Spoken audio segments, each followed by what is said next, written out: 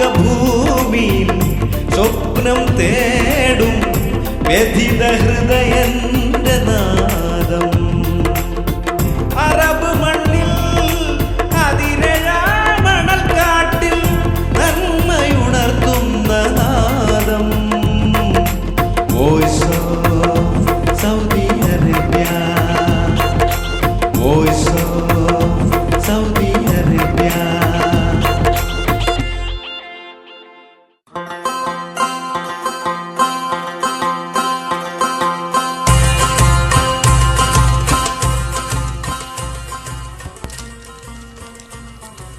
ഹജ്ജിലെ ഏറ്റവും പ്രധാനപ്പെട്ട കർമ്മങ്ങളിലൊന്നാണ് അറഫ സംഗമം. 20 ലക്ഷത്തിലധികം വരുന്ന വിശ്വാസി സമൂഹം ഇന്ന് അറഫ ദിനത്തിൽ അറഫയിൽ സംഗമിക്കുന്നു. മക്കയിൽ നിന്ന് 22 കിലോമീറ്റർ അകലെ അറഫയിൽ സംഗമിക്കുന്ന തീർത്ഥാടകർ ഒരു പകൽ മുഴുവൻ പ്രാർത്ഥനകളിൽ കഴിച്ചുകൂട്ടുന്നു.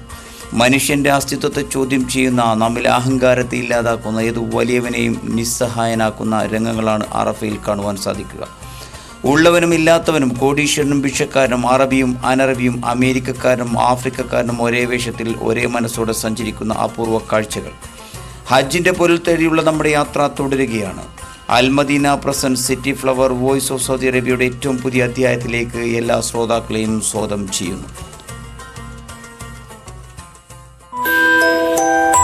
City Flower department stores Riyadh, Dammam, Hafar Al Batin, Hail, Buraidah, Jubail, Manama, Bahrain.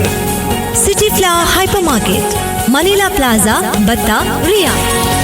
City Flower, you wish it, we have it. Baha Detergent, truly Arabian and world class, distributes a wide range of highly reputed brands like detergent powders, soaps, shampoos, laundry aids and household cleaning products. Baha Detergent all over the kingdom and other GCC countries. Baha, truly Arabian and truly world class. Shifa Al Jazeera Polyclinic, Family Clinic and Ikama Baldia Medical Center, Bata, Riyadh. 24 മണിക്കൂറും പ്രവർത്തിക്കുന്ന patient care വിഭാഗം. ഷിഫ അൽ Jazeera polyclinic.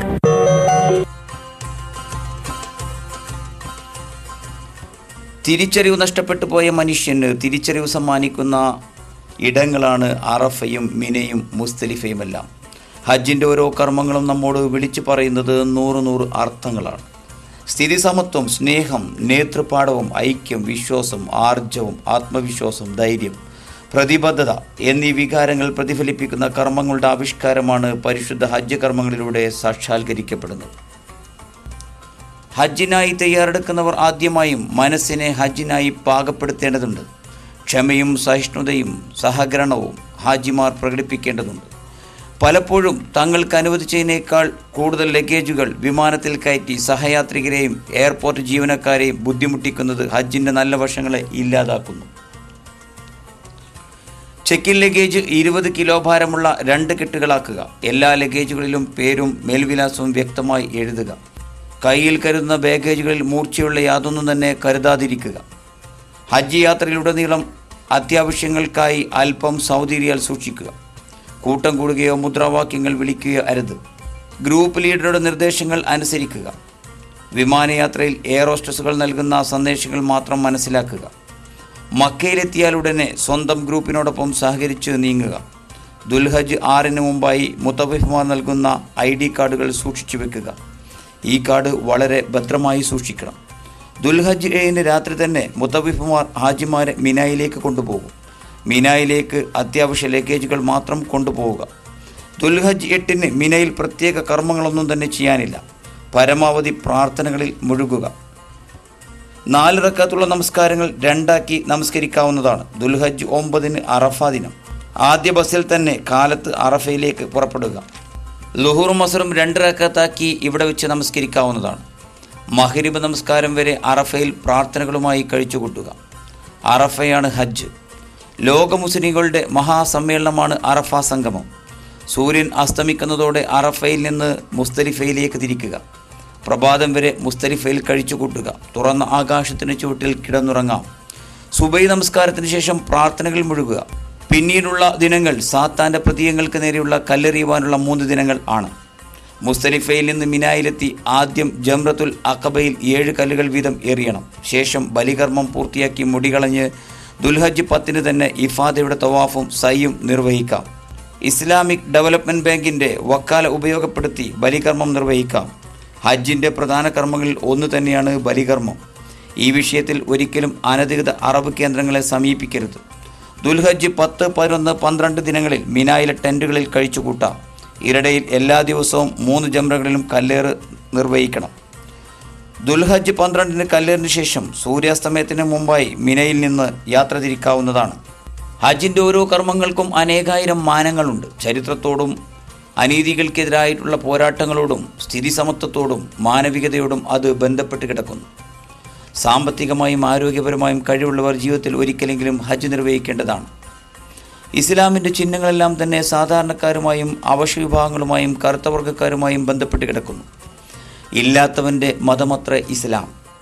ഹജ്ജ് വേളയിൽ നിർവഹിക്കുന്ന പ്രധാന ചടങ്ങുകളായ സഫ മർവ മലനിരകൾക്കിടയിലൂടെയുള്ള നടത്തത്തിനിടയിൽ ഹാജറ ബീവി മകൻ ഇസ്മായിലിനു വേണ്ടി ദാഹജലം തേടി സഫ മർവ കുന്നുകൾക്കിടയിൽ ഓടി ആ രംഗത്തെ അനുസ്മരിച്ചുകൊണ്ട് ഇന്നും ഹാജിമാർ അതിനെ അനുകരിക്കുന്നു.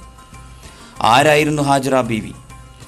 ഈജിപ്തിലെ അടിമവർഗത്തിൽപ്പെട്ട ഒരു കറുത്ത സ്ത്രീ. അവർ ഒരു ഉയർന്ന തറവാട്ടുകാരിയായിരുന്നില്ല. അവരുടെ ത്യാഗത്തിൻ്റെ ഓർമ്മകളാണ് ഓരോ വർഷവും ഹറമിലെത്തുന്ന കോടീശ്വരന്മാരും രാഷ്ട്രീയ നേതാക്കളും ബുദ്ധിജീവികളും എല്ലാം തന്നെ പിന്തുടർന്നുകൊണ്ടിരിക്കുന്നത്. ഇസ്ലാമിലെ പ്രവാചകന്മാരെല്ലാം തന്നെ സാധാരണക്കാരായിരുന്നു. അന്ത്യപ്രവാചകൻ പോലും ആട്ടിടയനായിരുന്നു. അങ്ങനെ സാധാരണക്കാരിൽ സാധാരണക്കാരുടെ പ്രാതിനിധ്യം വഹിച്ചിരുന്ന സത്യമതത്തിൻ്റെ അനുയായികൾക്ക് ദൈവം എല്ലാ അനുഗ്രഹങ്ങളും നൽകി. ഇന്ന് ലോകത്തിലെ ഏറ്റവും വലിയ കോടീശ്വരന്മാരുടെ പട്ടികയിൽ ഒട്ടേറെ മുസ്ലിങ്ങളുണ്ട്. എന്നാൽ സർവശക്തൻ നമുക്ക് നൽകിയ അനുഗ്രഹങ്ങൾ നാം ഇസ്ലാമിക സമൂഹം നന്ദിയോടെ ഓർമ്മിക്കുന്നുണ്ടോ? ചോദ്യങ്ങൾ അനവധിയാണ്. ഉത്തരം ലഭിക്കലാണ് പ്രധാനം. എല്ലാ ചോദ്യങ്ങൾക്കുമുള്ള ഉത്തരവുമായി അടുത്ത അധ്യായത്തിൽ നമുക്ക് വീണ്ടും സന്ധിക്കുന്നതിന് മുമ്പായി ഹജ്ജുമായി ബന്ധപ്പെട്ട ഒരു ഇസ്ലാമിക ഗാനം നമ്മുടെ ശ്രോതാക്കൾക്കായി സമ്മാനിക്കുന്നു.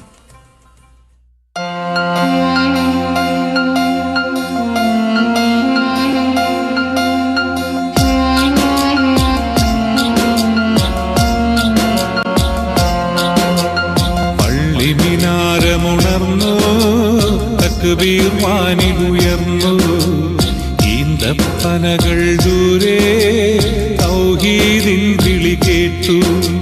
പുണ്യനിലാവു തെളിഞ്ഞു, റംസാൻ വരവു പറഞ്ഞു. ലൈലത്തുൽ ഖദറിന്റെ രാവുകൾ മണ്ണിലണഞ്ഞു.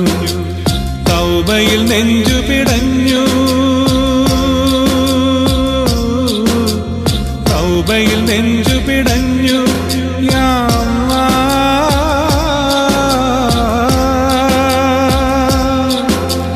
ചിന്തയിൽ ദൂതരുണർന്നു.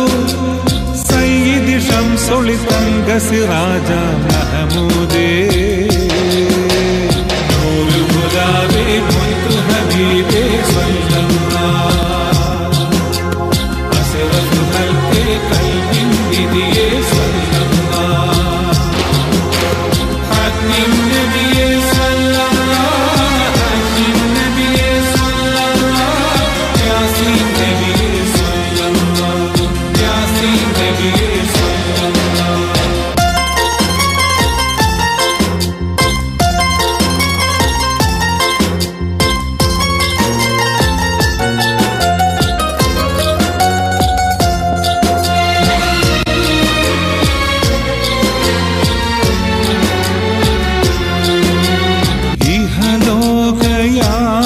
യാത്രയിലെന്നും ഗുരുവിന്റെ പാതകൾ തേടി, ഇരവും പകലെന്നും നിന്നിൽ ചേരുമ്പോ അഹദേ എന്നുള്ളിൽ നീ മാർഗമാകുന്ന, നീ മാർഗമാകുന്ന, നീ കാവലാകുന്ന, നീ കാവലാകുന്ന.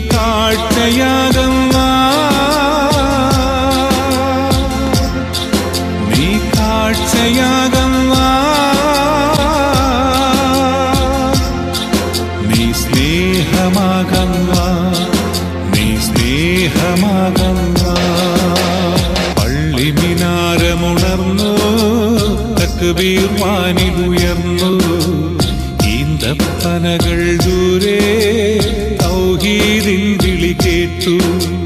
പുണ്യനിലാവു തെളിഞ്ഞു, റംസാൻ വരവു പറഞ്ഞു. ലൈലത്തുൽ ഖദറിന്റെ രാവുകൾ മണ്ണിലണഞ്ഞു. തൗബയിൽ നെഞ്ചു പിടഞ്ഞു, തൗബയിൽ നെഞ്ചു പിടഞ്ഞു. യാ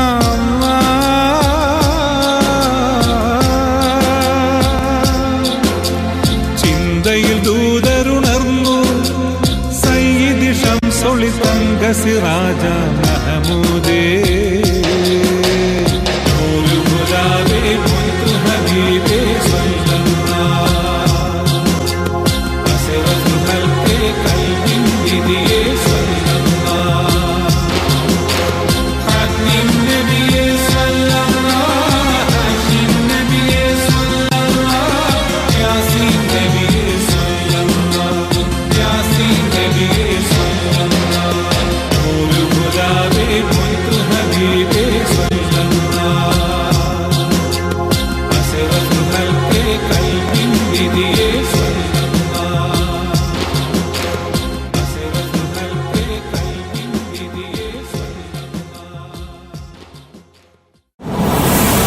Nightmate Mattress.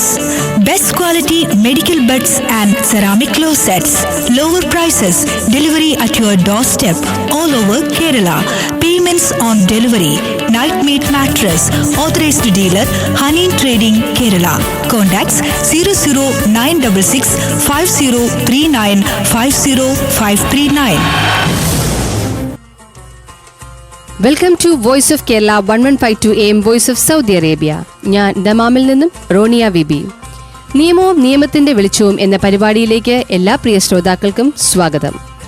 സാജിദ് ആറാട്ടുപുഴയോടൊപ്പം അബ്ദുൽ കരീം കാസിബിയ കഴിഞ്ഞ എപ്പിസോഡിൽ നമ്മോട് പങ്കുവച്ച നിയമത്തിന്റെ മറ്റു വശങ്ങളിലേക്ക് നമുക്ക് കടക്കാം. Voice of Saudi Arabia. നിയമത്തിന്റെ വെളിച്ചം എന്ന പരിപാടിയിലേക്ക് എല്ലാ ശ്രോതാക്കൾക്കും സ്വാഗതം.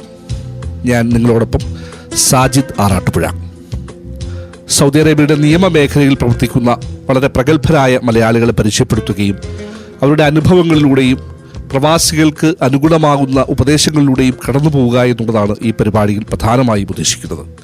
തീർച്ചയായും പ്രവാസികൾക്ക് അവരുടെ തൊഴിൽ മേഖലകളിലും ജീവിത പരിസരങ്ങളിലും സൂക്ഷ്മത പാലിക്കുന്നതിനും പല അപകടങ്ങളിൽ നിന്ന് രക്ഷപ്പെടുന്നതിനും ഈ പരിപാടി സഹായകമാകും എന്ന് ഞങ്ങൾ പ്രതീക്ഷിക്കുകയാണ്. ഇന്ന് നമ്മളോടൊപ്പം അതിഥിയായിട്ടുള്ളത് 2 പതിറ്റാണ്ടിലധികമായി സൗദി അറേബ്യയുടെ കോടതികളിൽ പരിഭാഷകരായും അതുപോലെ തന്നെ പ്രവാസികൾക്ക് വഴികാട്ടിയുമായും ഒക്കെ പ്രവർത്തിക്കുന്ന അബ്ദുൽ കരീം കാസിബിയ. അദ്ദേഹത്തെ സ്നേഹത്തോടെ നിയമത്തിൻ്റെ വെളിച്ചത്തിലേക്ക് സ്വാഗതം ചെയ്യുന്നു. സ്വാഗതം. ഇവിടെ ഈ സംഘടനകൾ പിന്നെ എനിക്ക് തോന്നുന്നു ദമാമിൽ മാത്രം ഏതാണ്ട് 160ഓളം സംഘടനകൾ പ്രവർത്തിക്കുന്നുണ്ട്. പ്രാദേശിക സംഘടനകൾ മുഴുവൻ മുതൽ ഈ സംഘടനകൾ പ്രവർത്തിക്കുന്ന സത്യത്തിൽ ഇവിടുത്തെ അധികൃതർക്ക് അറിയാതെയാണോ, അറിയുന്നില്ല എന്നുള്ളത് അവർ നടിക്കുകയാണോ? എന്താണ് അതിൻ്റെ ഒരു സത്യത്തിൽ അവരത് അറിയുന്നില്ല. മലയാളികൾ ഒരു കൂട്ടായ ജീവിതത്തിന് ഇഷ്ടപ്പെടുന്നവരാണെന്ന് അവർക്കറിയാം. അവർ ഏകോദര സഹോദരങ്ങളാണെന്നും മറ്റു രാജ്യക്കാരെ പോലെയല്ല എന്നുള്ളതും അവർക്കറിയാം. അവരൊരു ഗ്രൂപ്പാണ് ഏത് സമയത്തും, അതവർക്കറിയുന്നതാണ്. പക്ഷേ ഇവിടെ നമ്മുടെ നാട്ടിലുള്ള സ്ഥാപനങ്ങളാവട്ടെ, പ്രസ്ഥാനങ്ങളാവട്ടെ, രാഷ്ട്രീയ പാർട്ടികളാവട്ടെ, എല്ലാവർക്കും നമ്മുടെ ഈ കൂട്ടായി ഗ്രൂപ്പ് കൊണ്ടാണ്, നമ്മുടെ ഈ പ്രവർത്തനം കൊണ്ടാണ് അവരുടെ വളർച്ച. അതിന് പാര വെക്കാതിരിക്കലാണ് നല്ലത്. സാധാരണ ഇങ്ങനൊരു പരിപാടി നടത്തുകയാണെങ്കിൽ നമ്മൾ ശ്രദ്ധിക്കേണ്ട കാര്യങ്ങൾ എന്തൊക്കെയാണെന്ന് പറയാൻ പറ്റുമോ? ഇവിടുത്തെ മതപരമായി എതിര് വരുന്ന ഒരാശയം നാം ഉൾക്കൊള്ളിക്കാൻ പാടുള്ളതല്ല. പ്രധാനമായിട്ട് ഇവിടുത്തെ ഒരു സിദ്ധാന്തം, മതവിശ്വാസമുണ്ട്, അതിനെതിരാകുന്ന ഒന്നും നമ്മളിപ്പോൾ നിങ്ങൾ US പോയിട്ടുണ്ടോ? അതല്ലെങ്കിൽ യൂറോപ്പിൽ പോയിട്ടുണ്ടോ? ഇവിടൊക്കെ ഞാൻ പോയിട്ടുണ്ട്. പക്ഷേ ഈ സ്ഥലത്തൊക്കെ ആ രാജ്യത്തിനെതിരായിട്ട് നമ്മൾ പ്രവർത്തിച്ച പ്രശ്നമാണ്. അതെ. ഒരവസരത്തിൽ ഞാൻ US നിൽക്കുന്ന സമയത്ത് അവിടെ ഒരു ബോർഡ് കണ്ടു 911. ഉടനെ ഞാൻ മനസ്സിലാക്കിയത് ഇന്റർനെറ്റ് ഇല്ലാന്നാ. അങ്ങനെ വിളിച്ച് ഇന്റർനെറ്റിന് ആവശ്യപ്പെട്ടപ്പോൾ 2 മിനിറ്റ് കൊണ്ട് പോലീസാണ് അവിടെ എത്തിയത്. പോലീസ് എത്തി. ഞാൻ പിന്നെ ഡ്രസ്സ് ചേഞ്ച് ചെയ്തിരിക്കുന്ന സമയത്ത് അവര് പറഞ്ഞു, അതല്ല, നീ നോക്കി വായിച്ചിട്ട് റിപ്പോർട്ട് ഫോൺ ചെയ്യണ്ടേ. 2 മിനിറ്റ് കൊണ്ടാണ്. ഇവിടെ നിന്ന് നമുക്ക് പോലീസ് വേണമെങ്കിൽ സമയത്തിനെടുക്കും. എന്തെങ്കിലും സംഭവിച്ചാൽ 2 മിനിറ്റ് കൊണ്ട് പോലീസ് റൂം ഇങ്ങോട്ട് വളഞ്ഞു, ആംബുലൻസും സ്ട്രെച്ചറും കൊണ്ട്. നമ്പർ മാറിപ്പോയതാണ്. നമ്പർ 911 അടിച്ച സമയത്ത് എനിക്കുണ്ട അനുഭവമാണ്. അത് ശരി. അപ്പൊ ഇവിടുത്തെ ഈ പരിപാടികൾ ശ്രദ്ധിക്കുന്നത് നമ്മൾ ഇവിടുത്തെ നിയമക്രമങ്ങൾക്കനുസരിച്ച്, അതാണ് ഞാൻ ചോദിച്ചത്. ഇവിടുത്തെ നിയമത്തിന് എതിരായി നമ്മൾ ഒന്നും ചെയ്യാതിരുന്നാൽ, ഇവിടുത്തെ മതവിശ്വാസത്തിൽ കളിക്കാൻ പാടുള്ളതല്ല. അത് ശരി. ഇത്ര മാത്രമേ ഇവിടുത്തെ പ്രശ്നങ്ങളുള്ളൂ. ഈ മ്യൂസിക് ഒക്കെ ഇവിടെ, അത് മ്യൂസിക്, അതായത് നമ്മൾ ആ വിഷയം ഇന്നതാണ് ചെയ്യുന്നതെന്ന് ചെയ്താൽ അത് അവർക്ക് പ്രശ്നമുള്ളതല്ല. അങ്ങനെയാണ്. അവർ വാച്ച് ചെയ്യാൻ വേണ്ടി ആളെ വിടും. താങ്കൾ വളരെ വിലപ്പെട്ട ചില സംഗതികളാണ് ഇപ്പോൾ നമ്മളോട് പറഞ്ഞുകൊണ്ടിരിക്കുന്നത്. കാരണം ഇവിടുത്തെ സംഘടനാ മേഖലകളിൽ പ്രവർത്തിക്കുന്ന ആൾക്കാർ മുഴുവൻ ഇതിനെക്കുറിച്ച് കൃത്യമായ ഒരു അറിവില്ലായ്മ തന്നെയാണ് പലപ്പോഴും അവർ. പിന്നെ പ്രധാനമായിട്ട് ശ്രദ്ധിക്കാനുള്ളത് സ്ത്രീകൾക്ക് ബാച്ച് മാറണം. അത് ഇവരുടെ മത നിയമതാണ്. സ്ത്രീകൾ കൂടി കലർന്നുള്ള ഒന്നും പാടില്ല. അത് വേർപെട്ട് അവർക്ക് അതിനുള്ള ഡിവൈഡ് ചെയ്താൽ മതി. എന്നാ പ്രശ്നത്തിൽ ഒന്നുമില്ല. ഇല്ല. അപ്പോൾ എനിക്ക് തോന്നുന്നു ഇവിടുത്തെ സംഘടനകൾക്കൊക്കെ കൃത്യമായി ഈ തരത്തിലുള്ള ഒരു ബോധവൽക്കരണം കൊടുക്കാൻ താങ്കളെയൊക്കെ പോലുള്ളവർ മുന്നോട്ട് വരേണ്ടതുണ്ട് വിഷയങ്ങളിൽ. തീർച്ചയായിട്ടും വോയിസ് ഓഫ് കേരള അങ്ങനെയുള്ള ചില പരിപാടികൾ വളരെ താമസിയാതെ സംഘടിപ്പിക്കും എനിക്ക് തോന്നുന്നു. കാരണം ഇവിടുത്തെ പ്രവാസികൾക്ക് അനുകൂലമാവുന്ന രീതിയിൽ ഇന്ന് താങ്കളെയൊക്കെ പോലുള്ളവരുടെ അറിവുകളെ പ്രയോജനപ്പെടുത്തുക എന്നുള്ളതാണ് സത്യത്തിൽ ഈ പരിപാടി കൊണ്ട് തന്നെ നമ്മൾ പൂർണ്ണമായിട്ടും ലക്ഷ്യം വയ്ക്കുന്നത്. ഏതായാലും നമുക്ക് മറ്റൊരു വിഷയത്തിലേക്ക് പോകാം. എനിക്ക് തോന്നുന്നു നമ്മുടെ ദമാമിനെ സംബന്ധിച്ച് വളരെ പ്രമാദമായൊരു കേസുണ്ടായിരുന്നു. ജുബൈലിലെ സെൻട്രൽ ഹോസ്പിറ്റലിൽ ജോലി ചെയ്തിരുന്ന കണ്ണൂർ സ്വദേശിയായ ഒരു ഫൈസൽ എന്ന് പറയുന്ന ഡോക്ടറെ 2 മലയാളികൾ ചേർന്ന് കൊന്ന ഒരു കേസ്. എനിക്ക് തോന്നുന്നു അതിലെ പ്രതികളെ പിടിക്കാനെന്ന് സഹായിച്ചതിൽ ഒരു പ്രധാന അതിലൊരു പ്രധാന ഘടകം താങ്കളായിരുന്നു എന്ന് ഒരു മാധ്യമപ്രവർത്തകത്തിൽ വ്യക്തമായിട്ട് ബോധ്യപ്പെട്ടിട്ടുള്ള ഒരാളാണ്. ആ അനുഭവങ്ങളൊന്ന് പറയാൻ പറ്റും. എന്താണ് ഇപ്പോൾ അതുമായി ബന്ധപ്പെട്ട പ്രതികളുടെ അവസ്ഥ എന്താണ് എന്നൊന്ന് വിശദീകരിക്കാൻ പറ്റും? സത്യത്തിൽ ഇപ്പോൾ അവരെ ഗവൺമെൻറ് ശിക്ഷിക്കുന്നു എന്ന് കേൾക്കുമ്പോൾ നമുക്കും മാനസികമായിട്ട് ഒരു പക്ഷേ നമുക്ക് വിഷമം വരുന്നൊരു കാര്യം തന്നെയാണ്. പക്ഷേ അവർ ചെയ്ത അന്നത്തെ ആ ഒരു രംഗം നമുക്ക് ഓർത്ത് നോക്കുമ്പോൾ അതൊന്ന് പറയാൻ പറ്റുമോ? ആ രംഗം അവർ ചെയ്തത്, ഈ ഫൈസൽ എന്ന് പറയുന്ന ആൾ ഭരതൻ എന്ന് പറയുന്ന കക്ഷിയുമായി ഒരു സാമ്പത്തിക ഇടപാടുണ്ട്.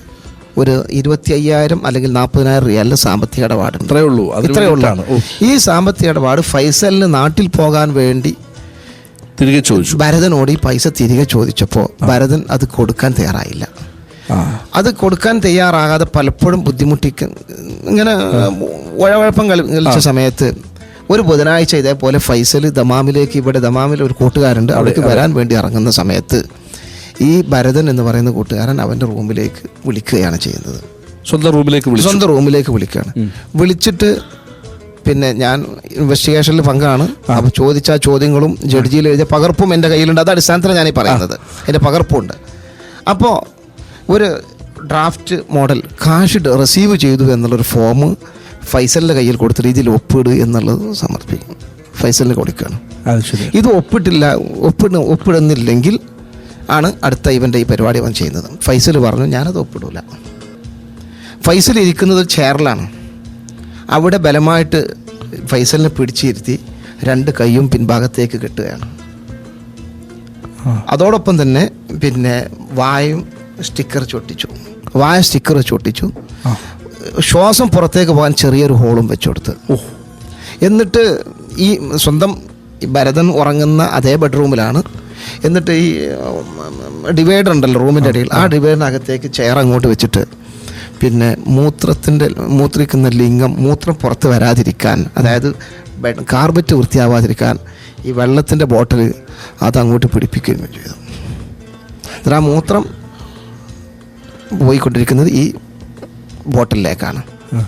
അങ്ങനെ 48 മണിക്കൂർ ആളവിടെ ഇരുന്നു, ഭക്ഷണം കൊടുക്കാതെ ഒന്നും കൊടുക്കാതെ. പലപ്പോഴും ഈ പയ്യൻ ഇവിടെ കയറി ഉറങ്ങുമ്പോഴും ഇതിനകത്ത് ആളുള്ള വിവരം അറിയുന്നില്ല.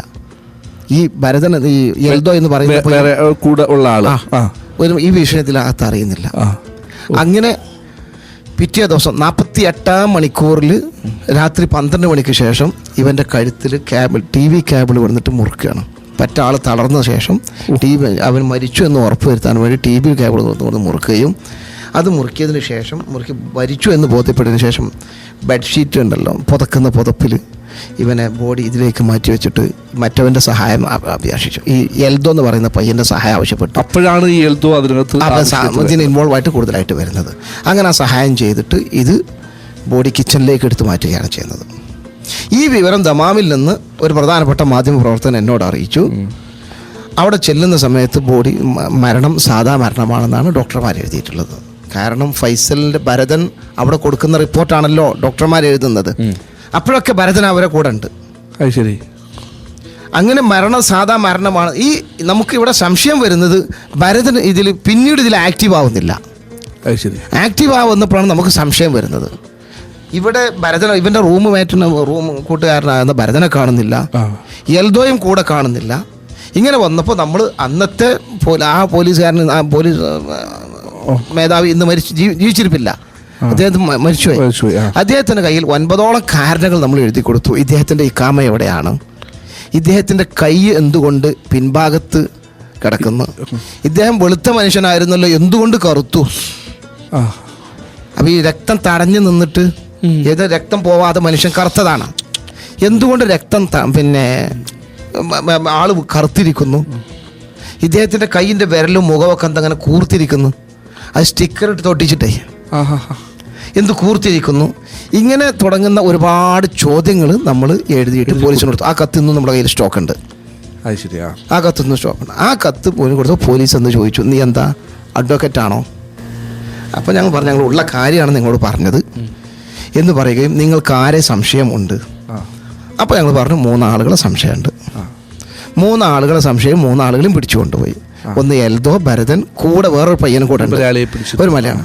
അവൻ നിരപരാധിയാണെന്ന് തെളിയുകയും അവനെ പുറത്തു വിടുകയും പോലീസിൻ്റെ 1-2 ചോദ്യം ചെയ്യൽ അവനെ സമ്മതിക്കുകയും ചെയ്തു.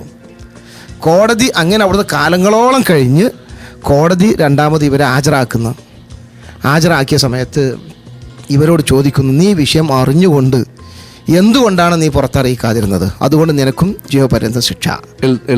സഹായിച്ചു എന്ന് സഹായിച്ചു. നിനക്ക് 48 മണിക്കൂർ നിന്റെ ഫ്രണ്ടിൽ ടൈമില്ലേ, നീ എന്തുകൊണ്ട് വിഷയം അറിയിച്ചില്ല? അങ്ങനെ 10 വർഷം ജയിൽ ശിക്ഷയും 1000 അടിയും. 5 വർഷം ജയിൽ ശിക്ഷ എൽദക്കും 500 അടിയും. ഇങ്ങനെയാണ് ശിക്ഷ വിധിച്ചത്. ആ ശിക്ഷ ഞാൻ ആ ചോദ്യത്തിലേക്ക് വരാൻ കാരണം സ്വാഭാവികമായിട്ടും 2 തരത്തിലുള്ള ശിക്ഷകൾ ഇങ്ങനെയുള്ള കേസുകൾക്ക് ലഭിക്കുന്നതായിട്ട് പറഞ്ഞേക്കാം. അതെന്താണ് അതിൻ്റെ ഒരു നിയമവശം? ഒന്ന് പ്രൈവറ്റ് റൈറ്റ്, സ്വകാര്യ റൈറ്റ്. 2 general right. ഇവിടുത്തെ കോടതി വിധിക്കുന്നത് ജനറൽ റൈറ്റ് ആണ്. അത് കോടതിയുടെ ശിക്ഷ രാജ്യത്തിന്റെ നിയമത്തിന്റെ ശിക്ഷ പ്രൈവറ്റ് റൈറ്റ് ആണ്. ഈ മരിച്ചുപോയ ആളിന്റെ എന്താ ആവശ്യപ്പെടുന്നു അതനുസരിച്ചുള്ള ശിക്ഷ അവരാവശ്യപ്പെടുന്ന ശിക്ഷ. അതിൽ 3 ഉണ്ട്. 1 മാഫ് കൊടുക്കാം, 2 പ്രതിക്രിയ നടത്താം, 3 അതിന് ഒരു കക്ഷി മരിച്ചു കഴിഞ്ഞാൽ അതിന് കൊടുക്കേണ്ടുന്ന 4 ലക്ഷം റിയാലാകുന്ന ആ സംഖ്യ കൊടുത്തിട്ട് അവരെ രക്ഷപ്പെടുത്താൻ പറ്റും. സ്വാഭാവികമായിട്ടും ഈ മരിച്ചു പോയ ആളുടെ ബന്ധുക്കൾ ഇവരുടെ തലപെട്ടണമെന്ന് ഇവരെ വധശിക്ഷയ്ക്ക് വിധിക്കണം എന്ന് ആവശ്യപ്പെട്ട് കുടുംബം ആവശ്യപ്പെട്ടിട്ടുള്ളത് ഇവരെ ഞങ്ങൾക്ക് പണമൊന്നും വേണ്ട, ഞങ്ങളെ ആളുടെ നഷ്ടപ്പെടുത്തിയതിന് അദ്ദേഹത്തെയും പ്രതിക്രിയ ചെയ്യുക എന്നുള്ളതാണ്. എന്തായാലും എനിക്ക് തോന്നുന്നു ആ സമയത്ത് ഒരു ഇടപെടലാണ് അങ്ങനെ ഒരു പ്രതികളെ തന്നെ പിടികൂടാൻ സഹായകമായത് അല്ലേ? പ്രിയ ശ്രോതാക്കളെ, നിയമവും നിയമത്തിന്റെ വെളിച്ചവും എന്ന പരിപാടി എല്ലാവർക്കും ഇഷ്ടപ്പെട്ടു എന്ന് കരുതുന്നു. ഇതിന്റെ ബാക്കി ഭാഗം നാളെ തുടരുന്നതാണ്. എല്ലാ പ്രിയ ശ്രോതാക്കൾക്കും നന്ദി, നമസ്കാരം. City Flower department stores, Riyadh, Dammam, Hafar Al Batin, Hail, Buraidah, Jubail, Manama, Bahrain. City Flower hyper market, മലീല plaza, Batha, Riyadh. City Flower, you wish it, we have it. Voice of Saudi Arabia. Al Madina present city flower voice of Saudi അറേബ്യയിൽ അടുത്തതായി Sara's news media അവതരിപ്പിക്കുന്ന സൗദി വാർത്തകൾ brief. മുളക് പൊടി, കാശ്മീരി മുളക് പൊടി, ഇത് തമ്മിലുള്ള വ്യത്യാസം എന്താ? മഞ്ഞൾപ്പൊടിയിൽ കുർക്കുമിന്റെ അളവ് എത്രയാ അറിയില്ലല്ലേ? ഇതൊക്കെ നമുക്കും അറിയാവുന്നതേ ഉള്ളൂ. കറിപ്പൊടികളുടെ ഗുണമേന്മ നിർണ്ണയിക്കുന്ന നിറം, രുചിക്ക് വേണ്ട വോളറ്റൈൽ ഓയിൽ, ഫ്ലേവറിന് വേണ്ട നോൺ വോളറ്റൈൽ ഓയിൽ തുടങ്ങി ഇന്ത്യ ഗവൺമെന്റ് ആഡ് മാർക്കിനായി നിഷ്കർഷിക്കുന്ന എല്ലാ ഗുണമേന്മ മാനദണ്ഡങ്ങളും പാക്കറ്റിൽ രേഖപ്പെടുത്തിയിട്ടുള്ള ഒരേയൊരു കറി പൗഡറാണ് സാറാസ്. കലർപ്പില്ലാത്ത കറിക്കൂട്ടുകൾക്ക് മാത്രമേ ഈ മാനദണ്ഡങ്ങൾ പാലിക്കാൻ പറ്റൂ. സാറാസ്, കലർപ്പില്ലാത്ത കൈപുണ്യം. ഒരു അന്ന ഗ്രൂപ്പ് ഉൽപ്പന്നം.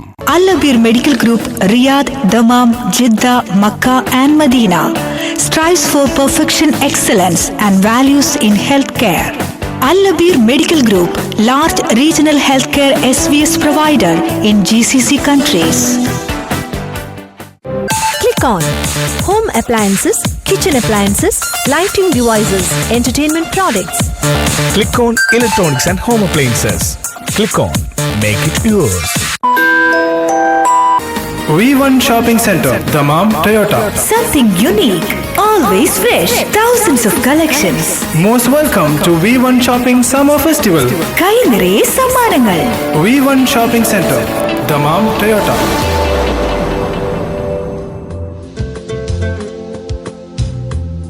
നമസ്കാരം. Voice of Kerala 1152 AM, voice of Saudi അറേബ്യയിൽ വാർത്തകളും വിശേഷങ്ങളുമായി സാറാസ് പ്രസൻസ് ന്യൂസ് മീഡിയ. ഞാൻ ലിൻസി ബേബി. ആദ്യം പ്രധാന വാർത്തകൾ. കരളുരുകി നാഥന്റെ മുമ്പിൽ സർവം സമർപ്പിച്ച് അറഫയിൽ തീർത്ഥാടകർ സംഗമിച്ചോ? സ്ത്രീവേഷത്തിൽ മക്കയിലേക്ക് കടക്കാൻ ശ്രമിച്ചവരെ പിടികൂടി. മഹാത്യാഗത്തിന്റെ ഓർമ്മ പെരുന്നാൾ നാളെ. സൗദിയിൽ വിപുലമായ ആഘോഷങ്ങൾ.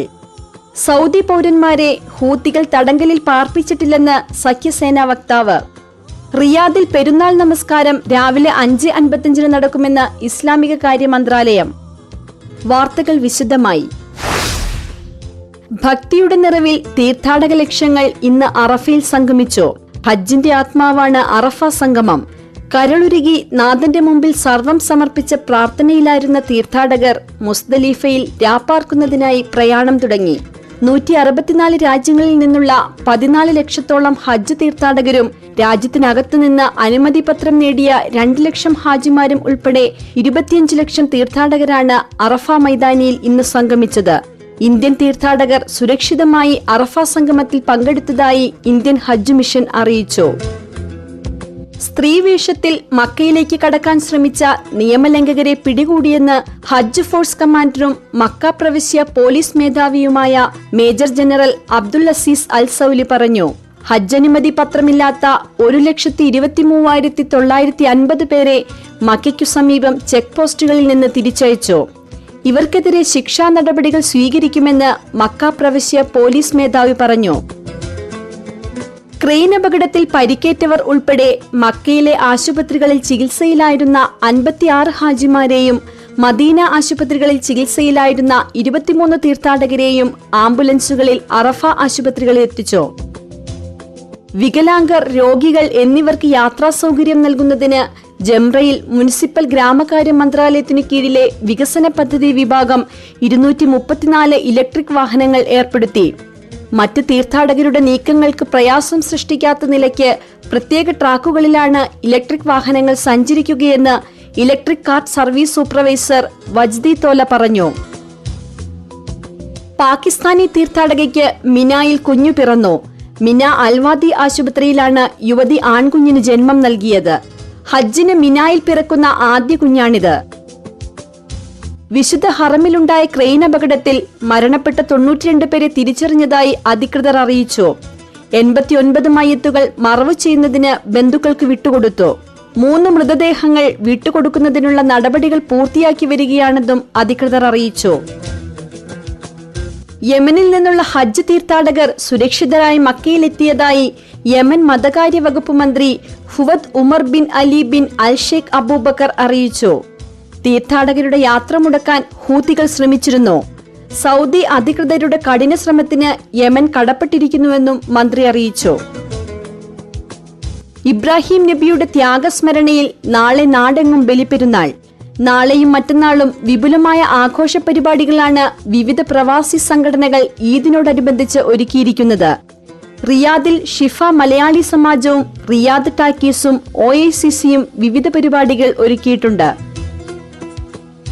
യമനിൽ സൗദി പൗരന്മാരെ ഹൂതികൾ തടങ്കലിൽ പാർപ്പിച്ചിട്ടില്ലെന്നും അത്തരം വാർത്തകൾ അടിസ്ഥാനരഹിതമാണെന്നും സഖ്യസേനാ വക്താവ് ബ്രിഗേഡിയർ ജനറൽ അഹമ്മദ് അസീരി അറിയിച്ചു. മാധ്യമങ്ങൾ ഔദ്യോഗികമായി സ്ഥിരീകരിച്ചതിനു ശേഷം മാത്രം വാർത്തകൾ പ്രസിദ്ധീകരിക്കാൻ ശ്രദ്ധിക്കണമെന്നും അഹമ്മദ് അസീരി പറഞ്ഞു. റിയാദിലും പരിസര പ്രദേശങ്ങളിലുമായി 666 പള്ളികളിലും 23 കേന്ദ്രങ്ങളിൽ ഈദ്ഗാഹും ഒരുക്കിയിട്ടുണ്ടെന്ന് ഇസ്ലാമിക കാര്യ മന്ത്രാലയം അറിയിച്ചു. നാളെ സൂര്യോദയത്തിനു ശേഷം 14 മിനിറ്റ് കഴിഞ്ഞ് 5:55 പെരുന്നാൾ നിസ്കാരം നടക്കും. വിശ്വാസികൾ പരമാവധി നേരത്തെ പള്ളികളിലും ഈദ്ഗാഹുകളിലും എത്തണം. അവസാന നിമിഷം എത്തുന്നത് വാഹന ഗതാഗതത്തിനും പാർക്കിങ്ങിനും വിഷമം സൃഷ്ടിക്കുമെന്നും മന്ത്രാലയം അറിയിച്ചു. ഹൂത്തി ഷെല്ലാക്രമണത്തെ തുടർന്ന് അടഞ്ഞുകിടന്ന ജിസാൻ സാംതയിലെ വ്യാപാര കേന്ദ്രങ്ങൾ ഇന്നലെ മുതൽ വീണ്ടും പ്രവർത്തിച്ചു തുടങ്ങി. വെള്ളിയാഴ്ച പുലർച്ചെ ഹൂത്തി ഷെല്ലാക്രമണം തുടങ്ങിയതോടെ മലയാളികൾ കൂട്ടത്തോടെ അടുത്ത പട്ടണമായ അഹദ് അൽ മസാരിഹിലേക്ക് പലായനം ചെയ്തിരുന്നു. അതിനിടെ ഹൂത്തി ഷെല്ലാക്രമണത്തിൽ മരിച്ച മലയാളികളുടെ മൃതദേഹം സംസ്കരിക്കുന്നതിനുള്ള നിയമ നടപടികൾ വൈകുമെന്ന് സൂചന. ഹജ്ജുമായി ബന്ധപ്പെട്ട് സാംതയിലെ വിവിധ വകുപ്പുകളിലെ ഉദ്യോഗസ്ഥർ മക്കയിലാണ്. ഇതാണ് മൃതദേഹം സംസ്കരിക്കുന്നതിനുള്ള നിയമ നടപടികൾ പൂർത്തിയാക്കാൻ വൈകുന്നത്. ഷിഫ വെൽഫെയർ അസോസിയേഷൻ പ്രവാസോത്സവം ആഘോഷിച്ചു. അൽഹസ ഇസ്ലാമിക് സെന്റർ മലയാള വിഭാഗം ഈദ് സംഗമം നാളെ രാത്രി 8 നടക്കും. വിവരങ്ങൾക്ക് 050-894-6714 എന്ന നമ്പറിൽ ബന്ധപ്പെടാവുന്നതാണ്. ദമാം ടൗൺ നവോദയ 14ാം വാർഷികത്തോടനുബന്ധിച്ചുള്ള ഉത്സവ് 2015 വെള്ളിയാഴ്ച നടക്കും. MB രാജേഷ് MP ഉദ്ഘാടനം ചെയ്യും. OICC റിയാദ് സെൻട്രൽ കമ്മിറ്റിയുടെ ഈദ് സംഗമം ഈദ് നിലാവ് നാളെ വൈകുന്നേരം 7 റമാദ് ഓഡിറ്റോറിയത്തിൽ നടക്കുമെന്ന് യഹിയ കൊടുങ്ങല്ലൂർ, ഷൌക്കത്ത് മഞ്ചേരി എന്നിവർ അറിയിച്ചു. സമസ്ത ഇരിട്ടി മേഖലാ നെറ്റ് സോൺ കമ്മിറ്റിയുടെ ആഭിമുഖ്യത്തിൽ 25 വെള്ളിയാഴ്ച രാത്രി 8 മിനായിൽ GCC രാജ്യങ്ങളിലെ സമസ്തയുടെയും കീഴ്ഘടകങ്ങളുടെയും പ്രവർത്തക സംഗമം നടക്കുമെന്ന് സംഘാടകർ അറിയിച്ചു. അവസാനമായി പ്രധാന വാർത്തകൾ വീണ്ടും. കരളുരുകി നാഥന്റെ മുമ്പിൽ സർവം സമർപ്പിച്ച് അറഫയിൽ തീർത്ഥാടകർ സംഗമിച്ചു. സ്ത്രീവേഷത്തിൽ മക്കയിലേക്ക് കടക്കാൻ ശ്രമിച്ചവരെ പിടികൂടി. മഹാത്യാഗത്തിന്റെ ഓർമ്മ പെരുന്നാൾ നാളെ. സൗദിയിൽ വിപുലമായ ആഘോഷങ്ങൾ. സൗദി പൗരന്മാരെ ഹൂത്തികൾ തടങ്കലിൽ പാർപ്പിച്ചിട്ടില്ലെന്ന് സഖ്യസേനാ വക്താവ്. വാർത്തകളും വിശേഷങ്ങളും അവസാനിക്കുന്നില്ല. സാറാസ് ന്യൂസ് മീഡിയ വീണ്ടും നാളെ ഇതേ സമയം. ശുഭരാത്രി. സൗദിയിലെ ശ്രോതാക്കൾക്ക് പുതിയ ശ്രവ്യാനുഭവം സമ്മാനിക്കാൻ വോയിസ് ഓഫ് കേരള 1152 AM -ൽ voice of Saudi Arabia. Voice of Saudi Arabia. Voice of Saudi Arabia.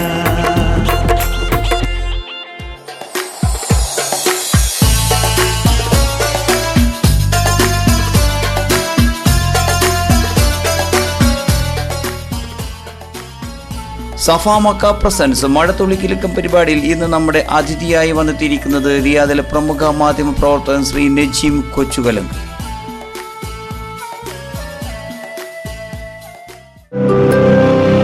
ആതുര സേവന രംഗത്തെ പ്രശസ്തരായ ഡോക്ടർമാരുടെ സേവനവുമായി ഒരു അത്യാധുനിക ആതുരാലയം. Safa Makkah polyclinic and medical diagnostic centre, Batha Riyadh, Hara Riyadh. Safa Makkah, the satisfaction of complete health care. Nesto hypermarket, supermarket and department stores. Margab Bata, Garmia Mall, Azizia, Al Haza Street, Malas, Riyadh, Port Gate Complex, Dammam. BPL Cargo, unique and leading cargo service in Saudi Arabia. Head office, King South Street, Dammam. Door-to-door logistics, air and sea freight. Expert packing with insurance coverage. All over the Gulf and Asian countries. BPL Cargo.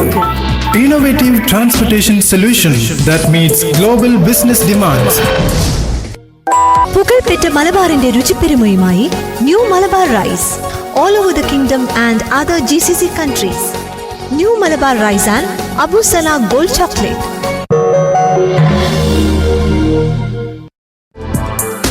Software solutions for your business management. Techcom Square Software Solution, Riyadh, Saudi Arabia. Our services: custom technology development, software application development, web hosting, domain register and SEO services, web content and application development, mobile application development, networking and server configuration. നിങ്ങളുടെ സ്ഥാപനം ഏതുമാവട്ടെ, നിങ്ങളുടെ ആവശ്യങ്ങൾ ഞങ്ങൾക്ക് എഴുതുക. Please visit our website www.techcomsquare.com. Mobile 00966 53254144. Techum Square Software Solution, Riyadh. Head Office, Technopark, Kerala.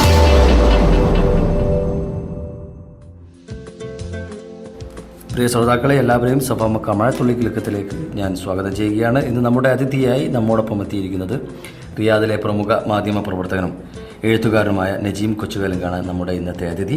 നമുക്ക് അദ്ദേഹത്തെ സഭാമക്ക മഴത്തുള്ളി കിലുക്കത്തിലേക്ക് സ്വാഗതം ചെയ്യാം. Hello sir. ഹലോ, അസ്സലാമു അലൈക്കും.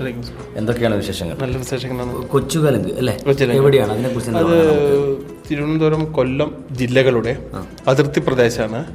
തിരുവനന്തപുരം ചെങ്കോട്ട റോഡ്, അതിലൊരു പേര് പോലെ തന്നെ വളരെ ചെറിയ ഒരു ഗ്രാമം, ഒരു കൊച്ചു ഗ്രാമമാണ്. അത് സ്ഥലത്തിൻ്റെ പേര്. അപ്പോൾ ഈ പിറന്ന നാടിനോടുള്ളൊരു സ്നേഹം, അതാണ് പേരിനോടൊപ്പം ചേർക്കാൻ. പിന്നെ മറ്റൊരു കാരണം, പെട്ടെന്ന് ഐഡൻറ്റിഫൈ ചെയ്യാൻ, തിരിച്ചറിയാൻ ആ പേര് എന്നെ സഹായിച്ചിട്ടുണ്ട്. നജീം ഒരുപാടുണ്ട്, പക്ഷേ കൊച്ചിയിലങ്ങ് ചേർക്കുമ്പോൾ. പിന്നെ പ്രവാസ ലോകത്ത് എത്തിയിട്ട് എത്ര വർഷമായി? ഞാൻ 15ാമത്തെ വർഷമാണിത്. ഞാൻ 2001 ജനുവരിയിലാണ് വരുന്നത്. ഇവിടെ വന്ന ഉടനെ തന്നെ, അധികം വൈകാതെ തന്നെ ഞാൻ മാധ്യമപ്രവർത്തനത്തിലേക്ക് കടക്കുകയാണ്. 15 വർഷമായി പ്രവാസി പത്രപ്രവർത്തനം നടത്തുക. ഏത് പത്രത്തിലൂടെയാണ്? ഗൾഫ് മാധ്യമം. താങ്കൾ വന്ന സമയത്തൊക്കെ ഇവിടെ ഞാൻ വന്ന സമയത്ത് എന്ന് പറയുമ്പോൾ, പിന്നെ ഞാൻ നാട്ടിൽ ഒരു 4 വർഷം പ്രാദേശിക ലേഖകനായിരുന്നു, ഒരു പ്രമുഖ പത്രത്തിൻ്റെ. അപ്പോൾ ഞാൻ അത് കഴിഞ്ഞ് പിന്നെ 2004 വർഷം ആയപ്പോഴത്തേക്ക് ഞാനത് നിർത്തി. പെട്ടെന്ന് ഒരു മടുപ്പ് തോന്നി നിർത്തി. പിന്നീട് ഞാൻ മറ്റു ചില മേഖലകളായിരുന്നു.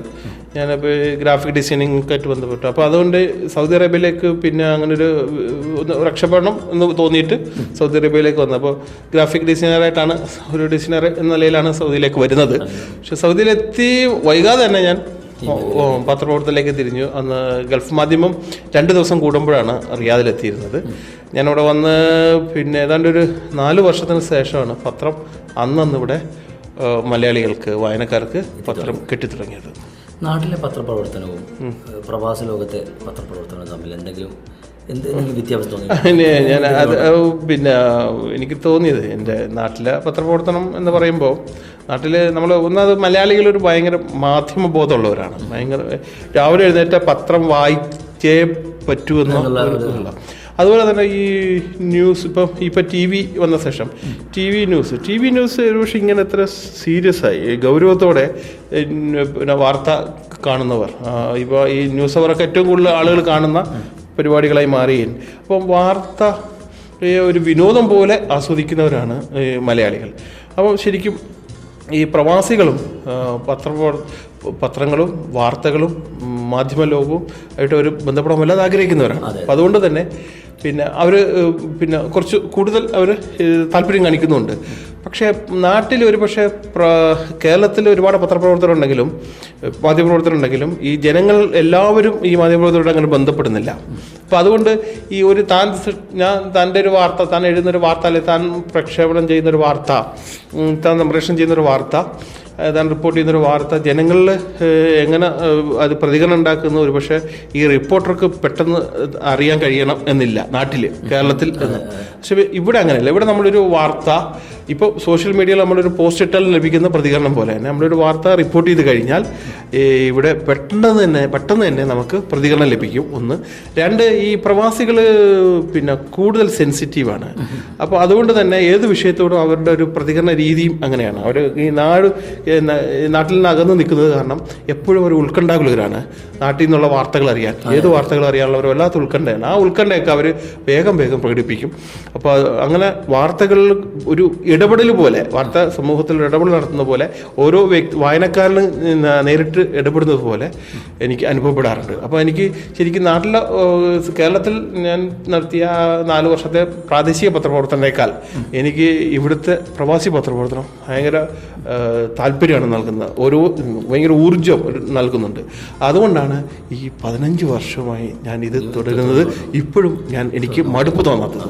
ഒരു നല്ല മാധ്യമ പ്രവർത്തകൻ എങ്ങനെയായിരിക്കണം? അതല്ലേ അവനൊരു ക്വാളിറ്റി, അങ്ങനെ എന്തെങ്കിലും ഒന്ന് പറയാൻ പറ്റും? നല്ലൊരു മാധ്യമപ്രവർത്തകൻ, ഈ മാധ്യമപ്രവർത്തകന് വേണ്ട ഒരേ ഒരു ക്വാളിറ്റി പിന്നെ എനിക്ക് തോന്നുന്നത് കോമൺ സെൻസാണ്. സാമാന്യ ബുദ്ധി അവനുണ്ടാവണം. പിന്നെ കാര്യങ്ങളെ തിരിച്ചറിയാനുള്ള ഒരു വിവേചന ബുദ്ധി, അത് മാത്രം അവനുണ്ടാവണം. അത് മാത്രം മതി പത്രപ്രവർത്തനത്തിനുള്ള അല്ലെങ്കിൽ മാധ്യമപ്രവർത്തനത്തിനുള്ള പ്രധാനപ്പെട്ട യോഗ്യത എന്നാണ്. പിന്നെ അവന് അക്ഷരം അറിഞ്ഞിരിക്കണം, എഴുതാൻ അറിയണം, അല്ലെങ്കിൽ പറയാൻ അറിയണം, അതൊക്കെ മറ്റൊരു വിഷയം. പക്ഷേ ഏറ്റവും പ്രധാനപ്പെട്ട യോഗ്യത കോമൺ സെൻസ് ഉണ്ടാവണം എന്നുള്ളതാണ്. അല്ലാതെ ഇന്നിപ്പോൾ ഈ നാട് നീളെ ഈ ജേർണലിസം സ്കൂളുകൾ, അക്കാദമികൾ ഒക്കെ ഉണ്ട്. പക്ഷെ അതിൽ നിന്ന് ഇറങ്ങുന്ന എല്ലാവരും പത്രപ്രവർത്തനത്തിൽ അല്ലെങ്കിൽ മാധ്യമപ്രവർത്തനത്തിൽ വിജയിച്ചു കൊള്ളണം എന്നില്ല. കാരണം ഈ പറഞ്ഞ കോമൺ സെൻസ് ഒരു പ്രധാനപ്പെട്ട ഘടകമാണ്. അത് പ്രധാനമായി ഒന്നാമത് വേണ്ട യോഗ്യത കോമൺ സെൻസാണ്. കക്ഷി രാഷ്ട്രീയ ചിന്തകൾ ഒരു നല്ല മാധ്യമ പ്രവർത്തകന് ഭൂഷണമാണോ? കക്ഷി, ഞാൻ നേരത്തെ പറഞ്ഞ പോലെ നമ്മുടെ ഈ രാഷ്ട്രീയം എന്ന് പറയുന്നത് നമ്മുടെ ഒരു എന്താ പറയുക, അത് നാം ജീവിക്കുന്ന ഓരോ വ്യക്തിയും ജീവിക്കുന്ന അവൻ്റെ ആ ഇടത്തെക്കുറിച്ചുള്ള, അത് പരിസ്ഥിതിയെക്കുറിച്ചുള്ള, ചുറ്റുപാടുകളെക്കുറിച്ചുള്ള ഒരു വിചാരമാണ് രാഷ്ട്രീയം എന്ന് പറയുന്നത്. അപ്പോൾ ഈ അവൻ്റെ നിലനിൽപ്പിൻ്റെ ആണ് ആ രാഷ്ട്രീയം. അപ്പോൾ രാഷ്ട്രീയം എന്ന് പറയുന്നത് ഏതൊരു മനുഷ്യനും രാഷ്ട്രീയം ഉണ്ടായേ തീരൂ. സൂര്യന് കീഴെ എന്തിനും രാഷ്ട്രീയം ഉണ്ട് താനും. അപ്പോൾ അങ്ങനത്തെ ഒരു രാഷ്ട്രീയം ഏതൊരു വ്യക്തിക്കും ഉണ്ടാവും. പിന്നെ നമ്മുടെ ഇന്ത്യയൊക്കെ എന്ന് പറയുന്നത് ജനാധിപത്യ സമൂഹമാണ്. അപ്പോൾ ജനാധിപത്യ സമൂഹത്തിൽ ഒരുപാട് രാഷ്ട്രീയ കക്ഷികളൊക്കെ ഉണ്ടാവും. ഈ അധികാരത്തിന് വേണ്ടി ഇവരൊക്കെ മത്സരിക്കും. ഇവരൊക്കെ തന്നെയാണ് ഈ ജനാധിപത്യ സംവിധാനത്തെ മുന്നോട്ട് കൊണ്ടുപോകുന്നതും. അപ്പം അവിടെ സ്വാഭാവികമായി വ്യത്യസ്ത രാഷ്ട്രീയ കക്ഷികളുള്ള സ്ഥിതിക്ക് ആ ജനാധിപത്യ സമൂഹത്തിലെ അംഗങ്ങളെന്ന നിലയിൽ ഈ മാധ്യമപ്രവർത്തകർക്ക് മാറി നിൽക്കാൻ കഴിയില്ല. അവരും ഈ കക്ഷി രാഷ്ട്രീയത്തിൻ്റെ ഭാഗമാകും. അവർ ഓരോ വ്യക്തിക്കും കൃത്യമായ കക്ഷി രാഷ്ട്രീയ നിലപാടുകൾ ഉണ്ടാകും. അതൊരു വ്യക്തിക്ക് നിർബന്ധമായി ഉണ്ടാവേണ്ടതാണ്. അങ്ങനെ കക്ഷി രാഷ്ട്രീയ നിലപാടില്ലാത്ത ആൾ നമ്മൾ സൂക്ഷിക്കുകയും വേണം. അയാൾ വളരെ അപകടകാരിയായിരിക്കും. അപ്പോൾ അങ്ങനത്തെ കക്ഷി രാഷ്ട്രീയ നിലപാടുള്ളപ്പോൾ തന്നെ ഇപ്പോൾ മാധ്യമ പ്രവർത്തനം എന്ന് പറയുന്നത് അതിന് രണ്ട് മുഖമാണുള്ളത്. ഒന്ന്, അത് ഒരു ജോലിയാണ്, അവൻ്റെ ഉപജീവനത്തിൽ നിന്നാണ്. ആ ജോലി നിർവഹിക്കുന്നതിൽ കക്ഷി രാഷ്ട്രീയം പാടില്ല. ഇപ്പം ഞാനൊരു ഉദാഹരണം പറയാം. അപ്പോൾ ചായക്കടയിൽ ചായ ഒഴിക്കുന്ന ഒരാൾക്ക്, അല്ലെങ്കിൽ ഭക്ഷണം വിളമ്പുന്ന ഒരാൾ, അയാൾക്ക് അല്ലെങ്കിൽ ബാർബർ ഷോപ്പുകാരൻ, അവർക്ക് കക്ഷി രാഷ്ട്രീയം ഉണ്ടാവുമല്ലോ. അപ്പോൾ അങ്ങനെ ഒരാൾ, ഇപ്പോൾ ഒരു ബാർബർ ഷോപ്പിലെ ഒരു ജീവനക്കാരൻ, അയാൾ മുടി വെട്ടാൻ വരുന്ന ഒരാളുടെ അയാളുടെ കക്ഷി രാഷ്ട്രീയത്തിൽ പെട്ട ആളാണെങ്കിൽ അയാൾ കുറച്ച് കൂടുതൽ നന്നായി ചെയ്തു കൊടുക്കുകയും, കക്ഷി രാഷ്ട്രീയത്തിൽ പെടാത്ത ഒരാളുടെ ആണെങ്കിൽ അയാൾ അത് മോശമാക്കി അല്ലെങ്കിൽ മുറിവേൽപ്പിക്കുകയോ ചെയ്യോ ഇല്ലല്ലോ. അയാൾ ജോലിയായിട്ടല്ലേ കാണൂ, രണ്ടും രണ്ടല്ലേ. ഞാൻ എൻ്റെ കക്ഷി രാഷ്ട്രീയത്തിൽപ്പെട്ടവർക്ക് മാത്രമേ ചെയ്യുന്നില്ലല്ലോ. അതേപോലെ മാധ്യമപ്രവർത്തകനും ഒരിക്കലും അയാളുടെ രാഷ്ട്രീയ നിലപാടുകൾ ഈ ജോലിയിൽ പ്രതിഫലിക്കാൻ പാടില്ല. പിന്നെ ഈ പത്രപ്രവർത്തനത്തിൻ്റെ മറ്റൊരു മുഖമെന്ന് പറയുന്നത് അതൊരു സാധാ ജോലി പോലെയല്ല, അതൊരു സാമൂഹിക ഒരു സാമൂഹ്യ പ്രതിബദ്ധതയുടെ ഭാഗം കൂടിയാണ്. അപ്പോൾ അതൊരു സാമൂഹ്യമായ ഒരു ദൗത്യം കൂടിയാണ്, ഒരു ദൗത്യ നിർവഹണമാണ്. അത് ജനാധിപത്യ രാഷ്ട്ര സംവിധാനത്തിലാണെങ്കിൽ അത് ജനാധിപത്യ സംവിധാനത്തിൻ്റെ നിലനിൽപ്പിനാവശ്യമായ 5ാമത്തെ തൂണാണ്, സ്തംഭമാണെന്നാണ് പറയുന്നത്. അപ്പോൾ അത് വലിയൊരു ഭാരമാണ്, വലിയൊരു പ്രതിബദ്ധതയാണ് അവനത് സമ്മാനിക്കുക. അത് അവൻ്റെ ആ ദൗത്യമാണ് അവൻ്റെ മുകളിൽ ചുമത്തപ്പെടുന്നത്. അപ്പോൾ തീർച്ചയായും അത് നിർവഹിക്കുന്ന കാര്യത്തിലും ഈ കക്ഷി രാഷ്ട്രീയ ചിന്ത സ്വാധീനിക്കാൻ പാടില്ല എന്നാണ്. അല്ലാതെ എന്നാൽ കക്ഷി രാഷ്ട്രീയ നിലപാടുള്ളതുകൊണ്ട് അത് വെളിവാക്കപ്പെടുന്നതുകൊണ്ട് ഒരു മാധ്യമപ്രവർത്തകൻ നല്ല മാധ്യമപ്രവർത്തകൻ അല്ലാതായി തീരില്ല. ഈ പെയ്ഡ് ന്യൂസുകൾ ഉണ്ടാവാറുണ്ട്. പെയ്ഡ് ന്യൂസ് എന്ന് പറയുമ്പോൾ ആ പെയ്ഡ് ന്യൂസിന് നമ്മൾ ഇതുപോലെ വേർതിരിച്ച് കാണണം. ഞാൻ നേരത്തെ പറഞ്ഞാൽ കോമൺ സെൻസ് ഒരു പ്രധാനപ്പെട്ട ഘടകമാണ്. അപ്പോൾ നമുക്ക് ഇതിനെ വിവേചിച്ച് തന്നെ കാണണം. പെയ്ഡ് ന്യൂസ് എന്ന് പറയുന്നത് ഇപ്പം ഇന്ന് കുറേ കൂടി ഈ വാണിജ്യ സാധ്യതയ്ക്ക് പത്രപ്രവർത്തനം ഉപയോഗിക്കുന്ന ഒരു കാലമാണത്. അപ്പോൾ കമ്പനികളുടെയും വ്യവസായത്തിൻ്റെയും ഒക്കെ വളർച്ചയ്ക്ക് ഈ മാധ്യമ പ്രവർത്തനം ഒരു അത്യാവശ്യ ഘടകമായി മാറിയിട്ടുണ്ട്. അപ്പോൾ അവരുടെ വിവരങ്ങൾ പൊതു വായനക്കാരെ അല്ലെങ്കിൽ പ്രേക്ഷകരെ, ശ്രോതാക്കളെ അറിയിക്കാൻ മാധ്യമപ്രവർത്തന സഹായം വേണ്ടി വരും. അപ്പോൾ അതിന് അവർ പരസ്യം കൊടുത്തുകൊണ്ട് അല്ലെങ്കിൽ എന്തെങ്കിലുമൊക്കെ ഉപകരണങ്ങൾ കൊടുത്തുകൊണ്ടൊക്കെ വാർത്തകൾ പ്രസിദ്ധീകരിക്കാൻ അല്ലെങ്കിൽ സംപ്രേഷണം ചെയ്യാൻ അല്ലെങ്കിൽ പ്രക്ഷേപണം ചെയ്യാൻ ഒക്കെ ശ്രമിക്കും. അത് ഒരു ഘട്ടം വരെ അതൊരു പെയ്ഡ് ന്യൂസ് ആണ്. പക്ഷെ ആ പെയ്ഡ് ന്യൂസ് കൊണ്ട് സമൂഹത്തിന് ദോഷമൊന്നും ഉണ്ടാകുന്നില്ല. മറിച്ച് ആളുകൾക്ക് പ്രത്യേകിച്ച് ഉപഭോക്തൃ സമൂഹമായ ജനങ്ങൾക്ക് അത് തിരിച്ചറിയാനുള്ള കാര്യങ്ങൾ അറിയാനുള്ള ഒരു അവസരമാണ് നൽകുന്നത് അത്തരം പത്രപ്രവർത്തനം. അത് നല്ലതാണ്. അതുപോലെ ഇപ്പോൾ ജനാധിപത്യ സംവിധാനത്തിലെ സ്ഥാനാർത്ഥികളൊക്കെ പിന്നെ തങ്ങളെ പരിചയപ്പെടുത്താൻ വേണ്ടി ഈ PR വർക്ക് ഉപയോഗിക്കാറുണ്ട്. അതും അപകടമല്ല. പക്ഷേ അതിനപ്പുറത്തേക്ക് വ്യക്തിഹത്യക്ക് വേണ്ടി പിന്നെ ഒരാൾ പിന്നെ വലിയ ഇതായിട്ട് പ്രചരിപ്പിക്കാൻ വേണ്ടി, അയാൾ ഇല്ലാത്ത കഴിവുകളൊക്കെ പ്രചരിപ്പിക്കാൻ വേണ്ടി, പിന്നെ അയാളെ വാർത്തയെന്ന് വ്യാജേന പരസ്യം അവതരിപ്പിക്കുന്ന രീതി, അത് തെറ്റാണ്. അതിനൊക്കെ ഈ പെയ്ഡ് ന്യൂസ് ഉപയോഗിക്കുന്നത് അതിനൊക്കെ ഇങ്ങനെ ഉപയോഗിക്കുന്നത് വളരെ അപകടം പിടിച്ച സമൂഹത്തിന് ദോഷമുണ്ടാക്കുന്നതാണ്. പെയ്ഡ് ന്യൂസ് ആ അർത്ഥത്തിൽ നല്ലതല്ല, അത് സമൂഹത്തിന് ദോഷം ഉണ്ടാക്കുന്നതാണ്. കഥ, കവിത, പത്രപ്രവർത്തനം എല്ലാ മേഖലയിലും അല്പാൽപമുണ്ട്. ഏതിനോടാണ്? പിന്നെ ദൈവത്തിൽ നിന്ന് വരദാനമായി കിട്ടുന്ന കഴിവുകളുണ്ടല്ലോ, അതിൽ ഞാൻ ഏറ്റവും കൂടുതൽ ഈ പിന്നെ അസൂയയോടെ എന്നാൽ വളരെ ബഹുമാനപൂർവ്വം എന്നാൽ നഷ്ടബോധത്തോടെ ഞാൻ കാണുന്നത് ആളുകൾക്ക് പാടാൻ കിട്ടുന്ന കഴിവാണ്. കാരണം എനിക്കതില്ലാത്തത് കൊണ്ട് നല്ല സ്വരമുണ്ടാകുക എന്നുള്ളത് വളരെ സംഗതിയാണ്. അപ്പോൾ പാട്ട് ഞാൻ വല്ലാതെ ആസ്വദിക്കും. ഏതുതരം പാട്ടുകളാണ്? പാട്ട് എനിക്ക് കൂടുതലും ഭാവ ഗാനങ്ങൾ, നമുക്ക് മെലഡി എന്നൊക്കെ പറയുന്ന പഴയ ഗാനങ്ങളോടാണ്. പഴയ അങ്ങനെയൊന്നും പറയാൻ പറ്റില്ല. പുതിയ കാലത്തല്ലേ ഏറ്റവും മനോഹരം. ഇപ്പം പിന്നെ ഏറ്റവും ഇപ്പം മലയാള ഒരുപാട് ഗിരീഷ് പുത്തഞ്ചേരി, കൈതപ്പുറം ഒക്കെ ഉണ്ട്, നല്ല എഴുത്തുകാർ. പക്ഷേ ഈ ഏറ്റവും പുതിയ കാലത്ത് ഇന്ന് മലയാള ചലച്ചിത്ര പിന്നണി രംഗത്ത് ഏറ്റവും മനോഹരമായ ചലച്ചിത്ര ഗാനങ്ങൾ എഴുതുന്നത് മലയാളത്തിലെ ഇപ്പോൾ ഏറ്റവും ശ്രദ്ധേയനായ ഒരു കവിയാണ് റഫീഖ് അഹമ്മദ്. അദ്ദേഹത്തിൻ്റെ പാട്ടുകളാണ് എന്നെ വല്ലാതെ ആകർഷിക്കാറുള്ളത്. അപ്പോൾ ഈ പറഞ്ഞതുപോലെ എനിക്ക് ഏറ്റവും ഇഷ്ടപ്പെട്ടത് സ്പിരിറ്റിലെ മരണമെത്തുന്ന നേരത്താണ് എന്നെ വല്ലാതെ സ്വാധീനിച്ച പാട്ട്. അപ്പോൾ നമുക്ക് ആ പാട്ട് തന്നെ ഇതിൽ കേൾക്കാം. അതോടൊപ്പം പിന്നെ ആളുകൾ കൂടുതലും പഴയ പാട്ടുകളാണ് കൂടുതലും ഇഷ്ടപ്പെടാറ്. എന്തുകൊണ്ടാണ് പുതിയ പാട്ടുകളെ അത്രത്തോളം ഇഷ്ടപ്പെടാത്തതെന്ന് തോന്നിയിട്ടുണ്ട്? പലരും ചോദിച്ചാൽ തെറ്റാണത്. അത് നമ്മുടെ ഒരു തരം ഈ ഗൃഹാതുര പൊങ്ങച്ചം എന്ന് പറയും. പണ്ടായിരുന്നു എല്ലാം നല്ലത്, ഇപ്പൊ ഒന്നും നല്ലതല്ല, അത് പൊങ്ങച്ച. പണ്ടും നല്ലതുണ്ടായിരുന്നു, പണ്ടും ചീത്ത ഉണ്ടായിരുന്നു, ഇപ്പോഴും നല്ലതുണ്ട്, ഇപ്പോഴും ചീത്തയുണ്ട്. ഈ മരണമെത്തുന്ന നേരത്ത് പുതിയ പാട്ടല്ലേ, വളരെ മനോഹരമായ അതുപോലെ എന്തായാലും എത്രമാത്രം മനോഹരമായ പാട്ടുകൾ ഉണ്ടാകുന്നുണ്ട്. അപ്പൊ ഇഷ്ടമുള്ള ഗായകൻ ആരാണ്? പാട്ടുകാരൻ ചോദിക്കാനല്ലോ. യേശുദാസ് എന്നൊരു പാട്ടുകാരി ഒരുപാട് പേരുണ്ട്. അങ്ങനെ എനിക്കങ്ങനെ ചിത്രയാണ് എപ്പോഴും നമ്മളെ വല്ലാതെ സ്വാധീനിച്ചു. എന്തായാലും നമുക്ക് കൂടുതൽ സംസാരിക്കാനുണ്ട്. അതിനു മുമ്പേ നമുക്ക് ഈ മനോഹരമായ സ്പിരിറ്റിലെ പാട്ട് കേട്ടിട്ട് തിരിച്ചു വരാം. ഓക്കെ.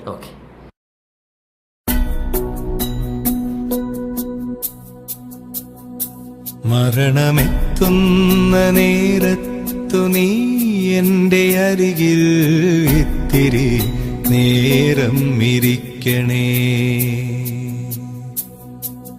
കനലുകൾ കോരി മരവിച്ച വിരലുകൾ ഒടുവിൽ നിന്നെത്തലോടി ശമിക്കുവാൻ. ഒടുവിലായകത്തേക്കെടുക്കും ശ്വാസ കണികയിൽ നിന്റെ ഗന്ധമുണ്ടാകുവാൻ. മരണമെത്തുന്ന നേരത്തു നീ എൻ്റെ അരികിൽ ഇത്തിരി നേരം ഇരിക്കണേ.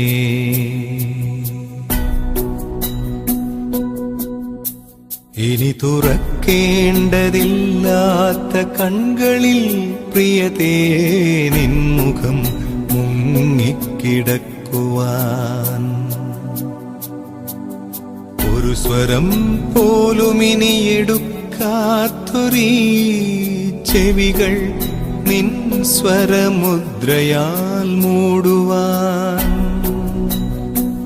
അറിവും ഓർമ്മയും കത്തും ശിരസിൽ നിൻ ഹരിത സ്വച്ഛ സ്മരണകൾ പെയ്യുവാൻ. മരണമെത്തുന്ന നേരത്തു നീ എൻ്റെ അരികിൽ ഇത്തിരി നേരം ഇരിക്കണേ. അധരമാം ചുംബനത്തിൻ്റെ മുറിവു നിൻ മധുര നാമജപത്തിനാൽ കൂടുവാൻ. പ്രണയമേ നിന്നിലേക്കു നടന്നൊരെൻ വഴികൾ ഓർത്ത് ഓർത്തെന്റെ പാദം തണുക്കുവാൻ.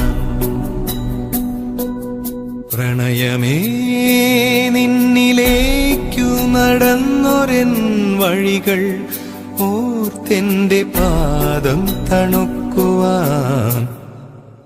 അതുമതിയുടൽ മൂടിയ മണ്ണിൽ നിന്നിവന് പുൽക്കൊടിയായുയിർത്തേൽക്കുവാൻ. മരണമെത്തുന്ന നേരത്തു നീ എന്റെ അരികിൽ ഇത്തിരി നേരം ഇരിക്കണേ. മരണമെത്തുന്ന നേരത്തു നീ എന്റെ അരികിൽ ഇത്തിരി നേരം ഇരിക്കണേ.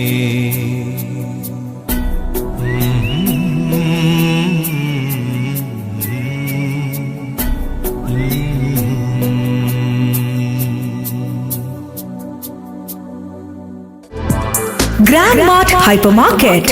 Incredible prices that no one can beat. Special offers, latest collections. An excellent shopping experience. Grand Mart Hypermarket, King Khalid Street, Dammam. Atlas Jewelry, ജനകോടികളുടെ വിശ്വസ്ത സ്ഥാപനം. ഇനി ആഭരണങ്ങൾ വാങ്ങുന്നത് അറ്റ്ലസ് ജ്വല്ലറിയിൽ നിന്ന് മാത്രം. Atlas jewellery, Lulu mall Batha Riyadh, Jamal commercial centre Batha Riyadh, ladies market Dammam, gold market Jubail, Souq Dahab Jeddah. Atlas jewellery എന്നും പ്രവാസികളോടൊപ്പം.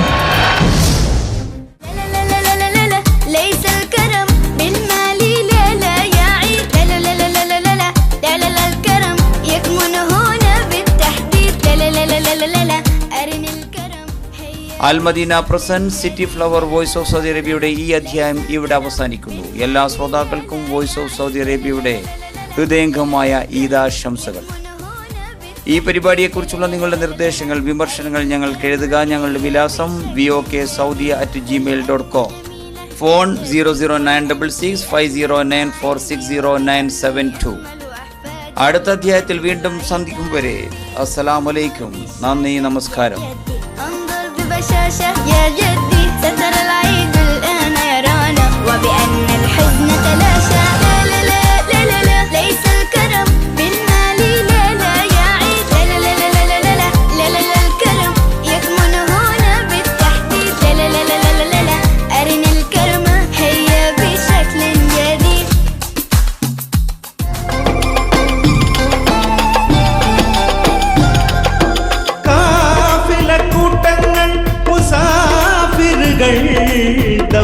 കൊട്ടിപ്പാടുന്ന നാദം സ്വർഗഭൂമിയിൽ സ്വപ്നം തേടും വ്യഥിത ഹൃദയന്റെ നാദം.